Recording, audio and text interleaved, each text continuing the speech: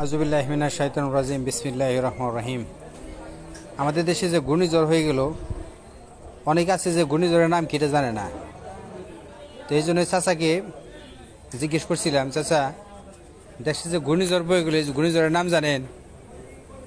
উনি কখন চুপচাপ দাঁড়িয়ে রইল, কিছু বলে না, কাজে খুব ব্যস্ত।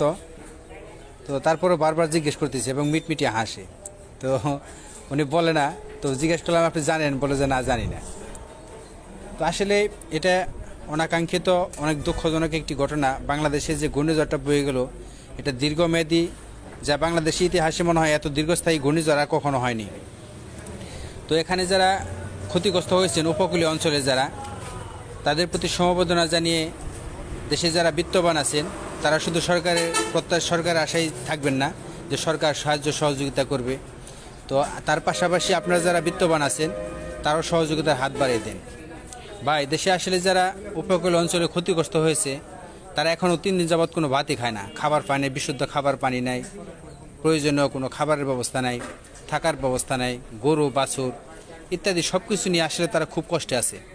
তাই যদি আমরা আসলেই যে যতটুকু পারি অতটুকু যদি সহযোগিতার হাত বাড়িয়ে দেই, এই হাত হয়তো পরকালকে অনেক শক্তিশালী এবং মজবুত করবে।